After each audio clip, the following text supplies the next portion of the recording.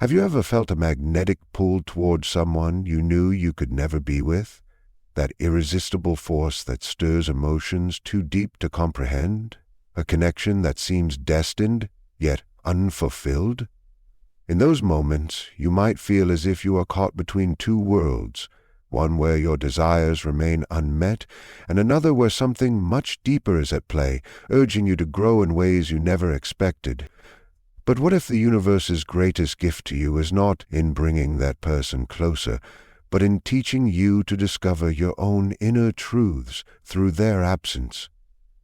The people we are irresistibly drawn to, particularly those we cannot be with, often serve as mirrors, reflecting parts of ourselves that remain hidden, unacknowledged, or underdeveloped. These individuals evoke in us powerful emotions that seem inexplicable or disproportionate to the nature of the actual relationship. This dynamic is not random. It originates in the deep psyche, where much of who we are lives beneath the surface of conscious awareness. We are not simply attracted to who someone is, but to what they represent for us. The emotional intensity is not about the person themselves, but about the inner material they activate within us. In these moments of profound attraction or connection, especially when the relationship is impossible, we are typically projecting. Projection is an unconscious process in which we attribute to others traits, desires, fears, or qualities that actually belong to us but lie outside our conscious recognition. The person we can't have becomes a canvas upon which our psyche paints the picture of our unmet needs, unresolved traumas, and unexpressed potential. They may seem ideal, fascinating, or even destined. Yet, what draws us to them is often a reflection of something within ourselves that we are either missing or avoiding. These projections are not arbitrary. They serve a psychological purpose. When someone awakens strong feelings in us, especially of longing or despair, it's often because they personify something we must confront or reclaim. They may embody a confidence we lack, a passion we suppress, or a sensitivity we have long buried.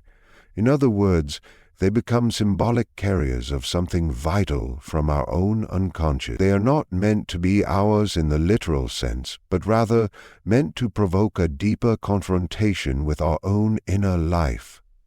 The soul is not concerned with comfort or convenience. It seeks integration, and sometimes it uses another person as a mirror to reveal what we've neglected within. This internal mirroring also means that the unavailable person is not necessarily better or more special than anyone else.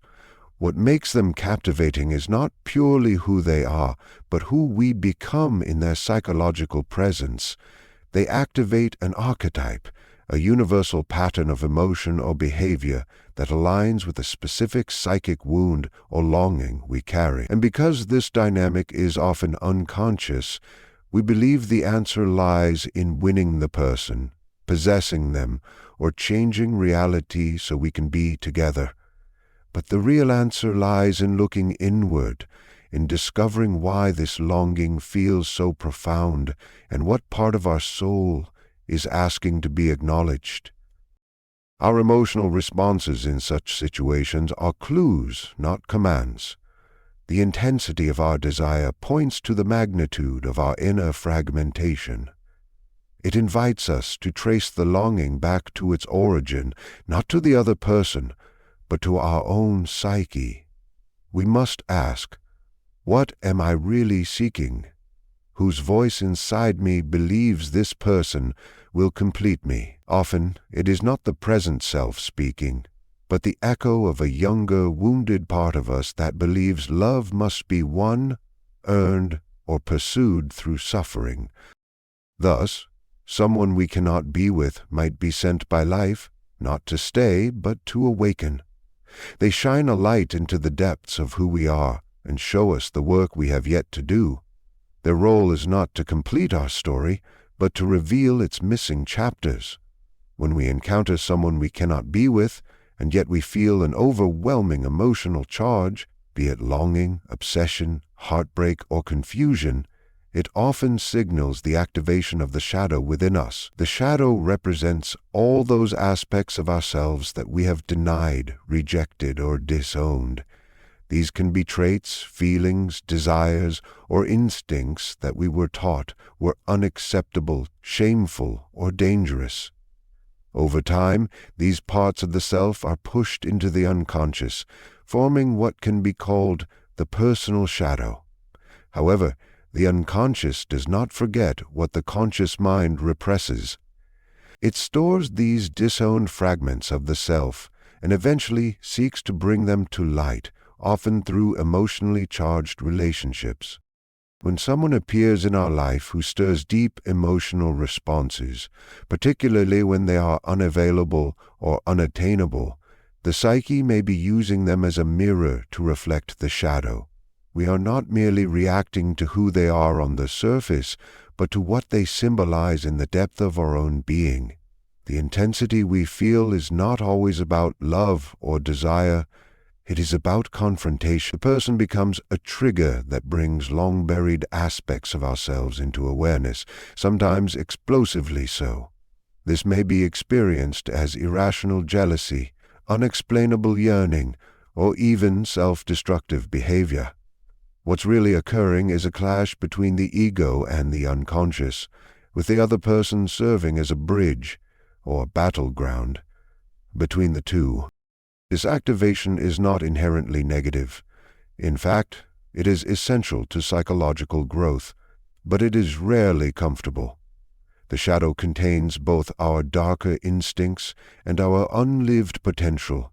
In the presence of someone we can't have, the ego often begins to break down its illusions. The person may embody qualities that we secretly admire, but have never allowed ourselves to develop: passion, boldness, emotional depth, freedom, spontaneity, or vulnerability. Because these qualities live in our shadow, seeing them in someone else can feel both magnetic and painful.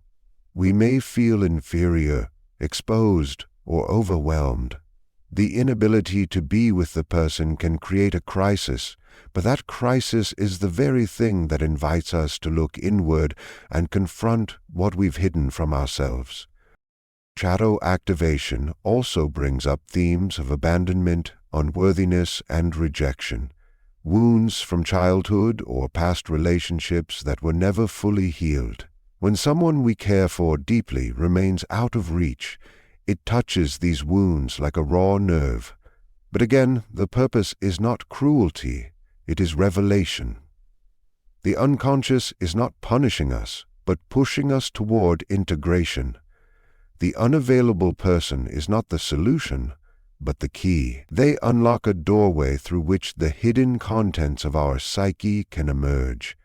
Whether or not we walk through that door depends on our willingness to suffer consciously, rather than remain in unconscious cycles of longing or blame. The emotional pain of these encounters is not meaningless. It is a psychic summons to become more whole. The parts of ourselves that we placed in the shadow do not vanish. They wait, and when the right person appears, especially one we cannot have, they often carry the energy of those long-forgotten pieces. The relationship, though never fully formed in the outer world, becomes deeply transformational in the inner world. We may not end up with the person, but we can reclaim the parts of ourselves that they unknowingly represent.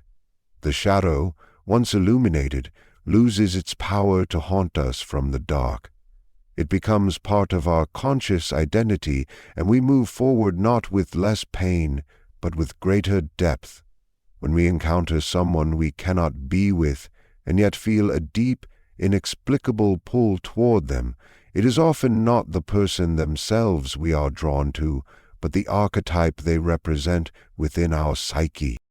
Deep within the unconscious mind lie universal patterns known as archetypes, primordial images and instincts shared by all humanity.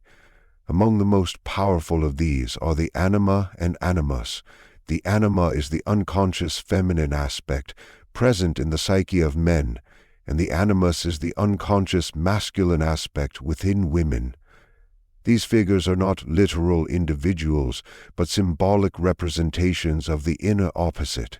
They act as psychological bridges to deeper self-awareness and integration. When someone awakens the anima or animus in us, we often feel an intense attraction, fascination, or emotional connection. This attraction may be idealized, irrational, and overpowering, especially when there is no clear external reason for it.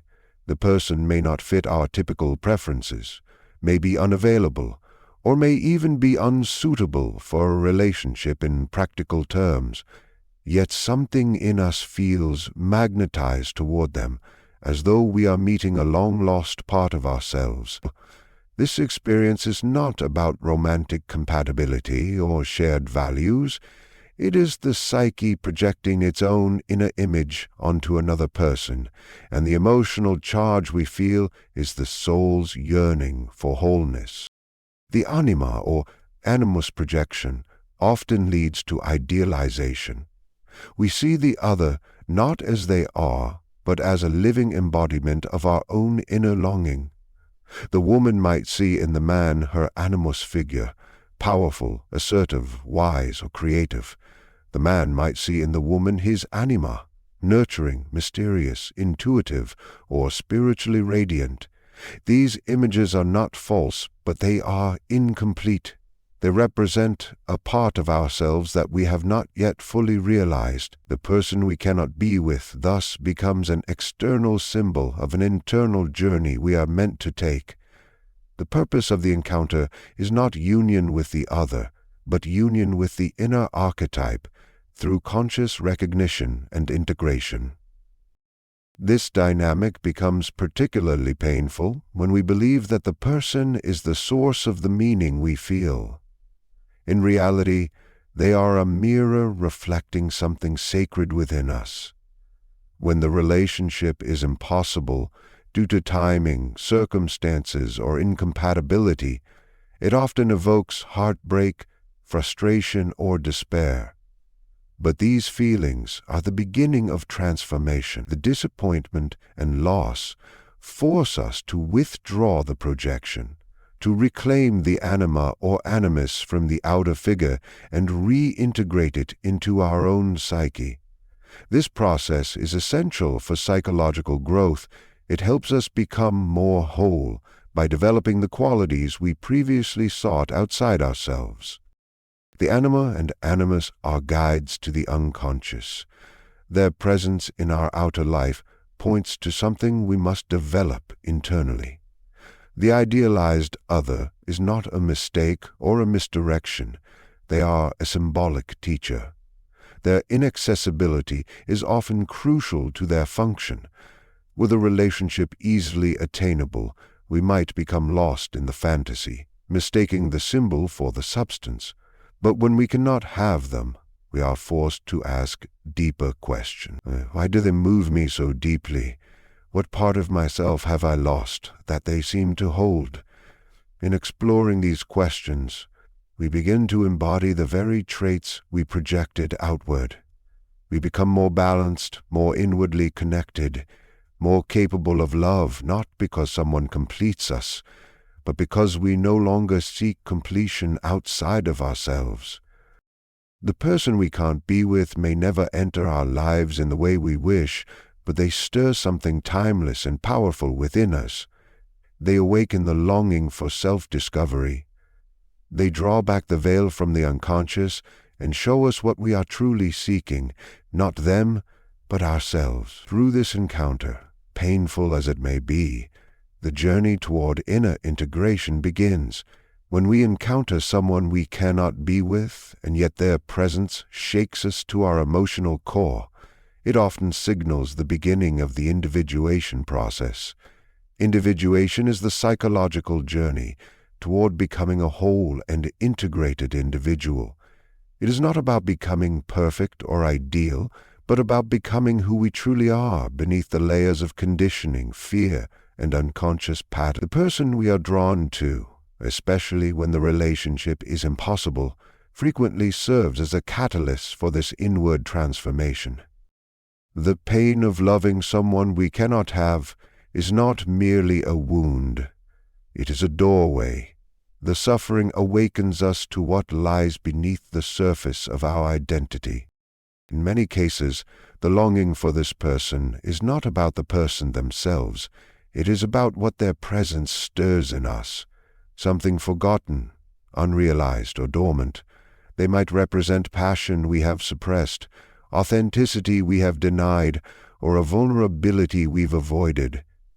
The yearning to be with them may bring to the surface not only desire, but deep insecurities, unresolved grief, and unhealed trauma. It forces us to examine our sense of self, our emotional patterns, and the illusions we carry about love, fulfillment, and worthiness. The intensity of the experience makes it impossible to ignore what we would otherwise keep buried. We are made to feel, and through that feeling we are made to grow. This process is rarely linear or comfortable. It often begins with confusion, then moves through obsession, sorrow, and finally reflection. The ego resists letting go, insisting that the goal is to win the person, to resolve the story in the outer world. But the true resolution lies within. The one we cannot have becomes a psychological symbol, a guide that leads us deeper into ourselves. They provoke questions we never asked before. Why do I feel incomplete? What have I been looking for in others that I've neglected in myself? What part of me am I afraid to face? In this way, the pain of the unmet connection breaks open the false identity and invites a new level of consciousness. Often, we live through patterns inherited from the past, family dynamics, cultural roles, societal expectations. We repeat relationship dynamics without questioning them, drawn toward the familiar even when it hurts. The impossible connection disrupts this pattern. It destabilizes what we thought we wanted, who we thought we were, and forces a confrontation with the deeper truths of our soul. This disruption is not a punishment. It is an initiation. It marks the beginning of shedding borrowed identities and stepping into authenticity. The person is not the destination. They are the spark that lights the fire of transformation. This is why such encounters, though brief or unrealized, leave a lifelong impact. They do not fade because their purpose was never about duration or possession. Their purpose was to awaken us, to bring us into contact with the deeper mystery of who we are. Through the longing and the loss, we are stripped of illusions, and in that stripping we find clarity. We begin to discern between what is truly ours and what was imposed. We begin to hear our own voice, not just the voice of desire, but the voice of purpose. Individuation is not achieved through comfort. It is achieved through confrontation with the unknown within us. The person we can't be with is not the obstacle. They are the key that unlocks a part of ourselves we've never fully met. They come into our life, not to stay, but to ignite the sacred process of becoming. Through their absence, we encounter presence. Through the wound, we encounter wholeness. The experience of being drawn to someone we cannot be with often unfolds in patterns that feel oddly familiar, as though they belong to a story much older than our own. This sensation is not coincidental. It arises from archetypal patterns embedded in the collective unconscious, shared templates of human experience that transcend time, culture, and personal history. These archetypes shape our emotional responses and relational dynamics in profound ways, often without our awareness. When we meet someone and feel as if our connection is fated, tragic, or larger than life, we are likely enacting a mythic pattern. The feelings we experience are not only personal, they are also symbolic, echoing themes from ancient narratives that continue to live within us. These mythic patterns may include the archetype of the doomed lovers, the unattainable beloved, the spiritual muse, or the redeemer who cannot be possessed. They are motifs found in countless myths, legends, and fairy tales. When such a pattern is activated in our personal life, we often respond with intensity and urgency, believing we have met our destiny. But what we are truly encountering is the dramatization of an inner story, seeking expression through outer events. The other person becomes a character in this inner drama, and our relationship with them becomes a stage upon which the soul plays out its symbolic journey. The emotions feel real, and they are, but they are also the language of the unconscious, speaking in metaphor and image. For example, the archetype of the tragic lover often involves deep yearning for union that cannot be fulfilled. The impossibility becomes the point, not the problem. The longing itself becomes a portal into deeper emotional territory. The story of Pyramus and Thisbe, or Tristan and Isolde, or countless other lovers separated by fate, reflects a core human experience, the search for wholeness through connection. When we cannot have the other person, it confronts us with the illusion that completion lies outside of us. The archetype pulls us in not just to break our hearts, but to lead us to a new understanding of love, one that includes suffering, transformation, and ultimately return to the self. In this way, the person we can't be with serves a symbolic function. They embody an aspect of the myth our psyche is currently living through. If we become conscious of this, we gain power not by changing the outer situation, but by understanding the inner narrative. We begin to ask, what myth am I enacting? Am I the abandoned one, the savior, the martyr, the seeker? What emotional script am I following, and why? The more conscious we become of the archetypal forces at play, the less we are dominated by them. We can hold the experience with reverence rather than despair, recognizing that the pain itself has meaning. These encounters are sacred not because they last forever, but because they awaken us to timeless truths. They show us the layers of the human heart that exist beyond logic or control. The person may be physically absent, but their symbolic presence remains. They reflect not just our desire for relationship, but our soul's longing to complete a larger pattern, to enact a sacred story. Even in loss there is purpose. Even in separation there is connection. These mythic relationships do not fail. They fulfill a deeper role, the revelation of the symbolic life. When we are drawn to someone we cannot be with, and the longing feels both profound and painful, there is often an undercurrent of spiritual awakening taking place. The emotional turbulence and heartache that accompany such experiences are not merely the products of romantic desire. They are deeply connected to the soul's journey. This process of loss, unfulfilled yearning, and emotional intensity is, in many ways, a form of spiritual initiation. It disrupts the ego, shattering illusions and opening us up to a deeper, more meaningful connection to ourselves and the universe. The pain is not an arbitrary consequence of unrequited love. It is the very crack through which the light of spiritual awareness can enter. Spiritual awakening, as it relates to the impossibility of a relationship, often arises through a confrontation with the deeper layers of the self. In love, especially unrequited or unattainable love, the ego's desires are confronted by the reality of its limitations. The self we have identified with, our image of who we are, what we deserve, and how we should be loved, is challenged. We are reminded, sometimes harshly, that we cannot control every aspect of our existence, nor can we dictate the course of our emotional lives. The more we struggle to impose our will on the situation, the more we are confronted with the reality that some things lie beyond our grasp. In this struggle, the ego begins to dissolve, bit by bit. The emotional pain of loving someone we cannot have forces us to let go of the need for control. We begin to see that love and life itself are not possessions to be won, nor are they commodities that can be controlled.